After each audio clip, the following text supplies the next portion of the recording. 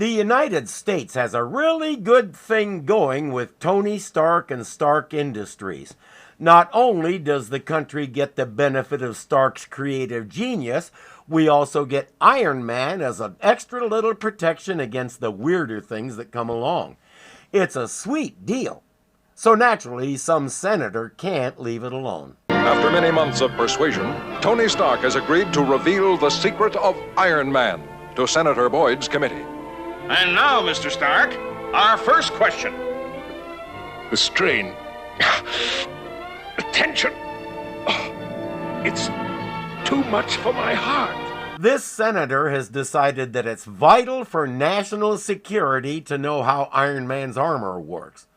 When you're a senator in 1966 who's up for re-election, you don't have to explain what the one has to do with the other. You pontificate, others obey. Unless they have a heart attack right in front of you. Tony finds himself in the hospital in bad shape. The press is all over it, and their concern for his well-being is a wonder to behold. How about this rumor that you are really Iron Man, Mr. Stark? An absolutely ridiculous question. Especially to a man with a heart requiring a chest plate. He's lying in a hospital bed fighting for his life, and that's what they come up with. A lot of people have been bemoaning the demise of real journalism in this country lately, but guess what? The only thing that's changed is the method of dissemination. Yesterday it was newspapers, today it's Twitter, but the result is the same. Lame questions that dodge the real issues. We got here as fast as we could. How is he? Is he... Pepper? Is that you? Tony... Thank heaven you're all right. I was afraid to hope. If she loves him that much, it's time for Happy to cut out. Happy cutting out, good old 60s lingo, is this episode's thread number 1 that will go nowhere and not come up again. But the reporters aren't leaving this Iron Man thing alone. They've noticed that you never see Stark and Iron Man at the same time. He goes to Stark and says, I figured out your secret, and I want to help you keep it. Let me borrow your armor and make a demonstration flight. It'll kill those rumors and prove that you and Iron Man are two different people. It's dangerous, Happy, but perhaps it is the only way. Soon, folks are watching Iron Man zip through the sky doing various stunts, despite the fact that Tony Stark is still in the hospital. Stark can't be Iron Man. He was telling the truth, denying those rumors. Look! He's diving towards us! Lost control of my jets, but they don't know it. Hey! Yeah, Tony Stark has had a lot of practice with those jets. Happy hasn't. He has to put in an emergency call to Stark on a secret transceiver and have the boss talk him back down to the ground. Now, if I can just get this attaché case back before someone spots me. Take the armor off and put it in the case. You're a lot less conspicuous that way. Boss conked out. Well, with that bum ticker, he needs his sleep. I'll try and sneak out without waking him. But before loyal Happy can leave, a grateful hand reaches out.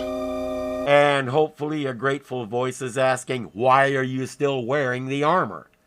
Happy's flight was a little too convincing. I have seen enough to reveal that this Happy Hogan, Tony Stark's assistant, is the real Iron Man.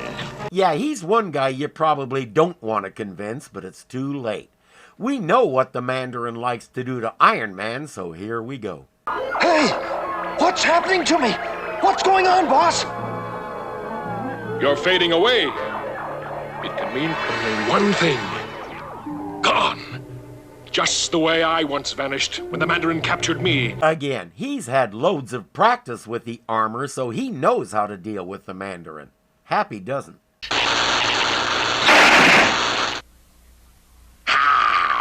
As I've always surmised, your power is nothing.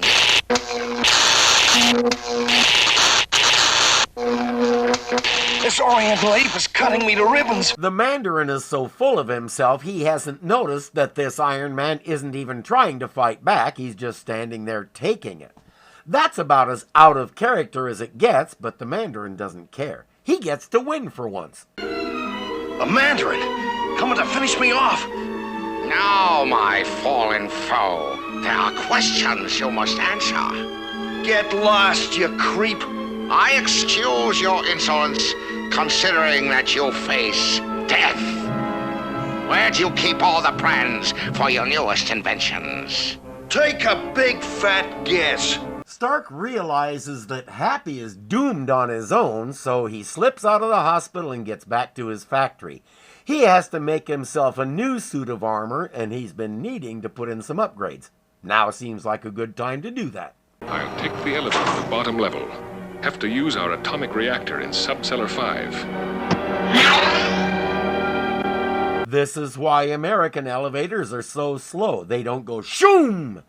His new armor is ready. It's stronger than ever before, and he's built in a few safeguards specifically to deal with the Mandarin.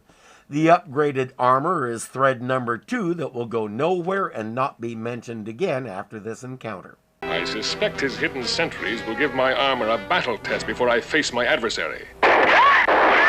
Well, I've got company.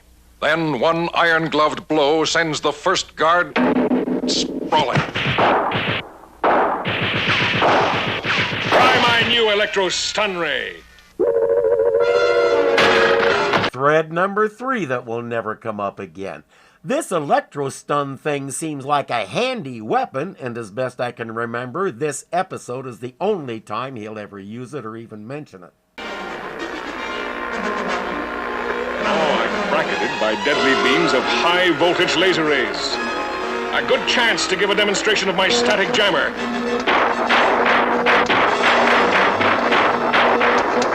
It worked. I'm free! And that's number 4. Let's get on with it. Oh, God! Remove this vile carrion to the place of execution. If anyone gets executed around here, it won't be him. Oh, another Iron Man? Not another, you murderous madman. The real Iron Man. When I lift my arms like this, it amplifies my voice and makes me sound more impressive. At last, you are completely in my power. Now begins the duel to the death, which only I can win. If Iron Man would hit him with that electro-stun ray while he's standing there talking, we could wrap this up a lot faster. But he's toying with him. Mandy is discovering that his usual ring blasts don't work anymore, and he's not sure what to do. I think Iron Man is enjoying this.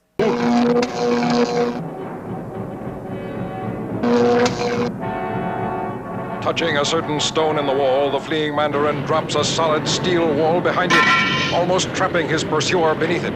Next, he sets the walls to closing in. He jammed my controls. He didn't just jam the controls, he busted the bejabbers out of them. The walls have stopped moving. That tends to happen when they're in a dozen pieces on the floor. But the Mandarin is infallible. Nothing could have saved that accursed Iron Man. At least he thought he was infallible until Iron Man fouled him. Now Iron Man is taking off his gloves. I'm going to beat you to a pulp barehanded. Fool! Against me in karate combat, you are helpless. As helpless as a barracuda in a tank full of tiny guppies. Just watch. The Mandarin's impact ring blew him through a brick wall and he walked away from it. He punched his way through a big sheet of steel. Mandy thinks karate chops will defeat that. You insufferable armor-sheathed clod! I'll do more than watch. I'll peel your armor off like I'd peel a cashew nut. Why not let him think he's getting away with something before you give his illusions a big lump on the head? Mandarin is down for the count. Now Iron Man needs to find Happy and get him out of here. A certain missile command is now testing the Mandarin's newest weapon. Little do they know, the Mandarin ordered me to divert its flight and drop it on a big American base. Very clever. Cause big war between East and West. Mandarin will pick up pieces afterward. If you're going to do the stereotype accent with things like very clever, do it right. It's not Mandarin, it's Mandarin. Not if Iron Man can help it.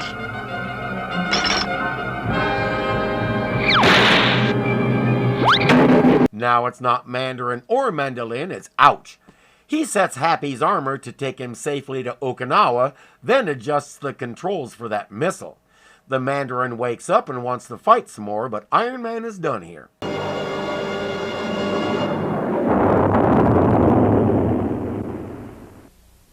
We've seen many times that nothing can stand against a Baroom effect.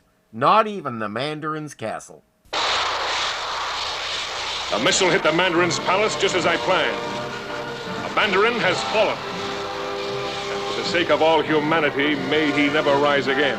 Is he dead then? Are you kidding? The Mandarin was Iron Man's most popular enemy for ages and ages, and may still be for all I know.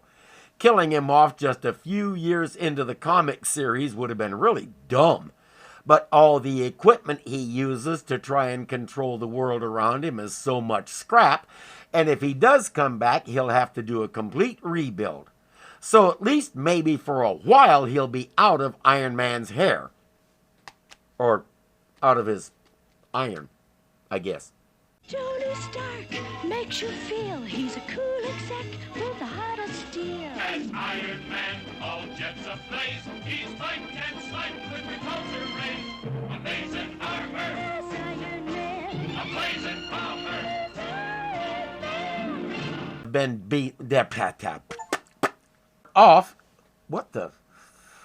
Be a grateful voice.